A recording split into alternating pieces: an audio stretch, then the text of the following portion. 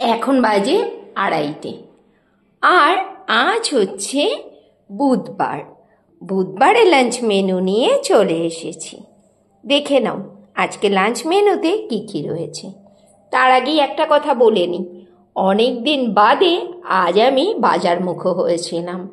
কিচ্ছু করার ছিল না, বরমশাইয়ের একটানা অফিস চলছে, শনি রবিবারেও ছুটি নেই। ঘরেও আর বাজার বলতে কিছুই ছিল না, সবই বাড়ন্ত। এইভাবে আর কতদিন সংসার চলে বলো তো? তাই আজ বাধ্য হয়ে বাজারের থলেটা হাতে নিয়ে ছুটেছিলাম বাজারমুখো। আর বাজার থেকে নিয়ে এসেছি কি কি দেখে নাও। মোটামুটি কম বেশি অনেক বাজারই হয়েছে।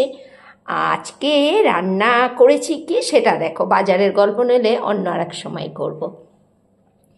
করেছি এখানে গরমাগরম ভাত আর আমের ডাল।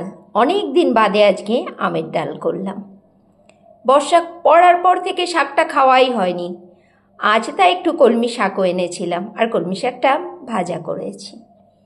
আমার বাড়িতে কেউ ক্যারেটের মাছ খেতে একদম পছন্দ করে না, জ্যান্ত মাছ খেতে খুব ভালোবাসে। নিয়ে এসেছি জ্যান্ত কাতলা, যেটাকে আলু আর কাঁচকলা দিয়ে হালকা একটা ঝোল করেছি। আজকের লাঞ্চ মেনুতে রয়েছে এইটুকুই।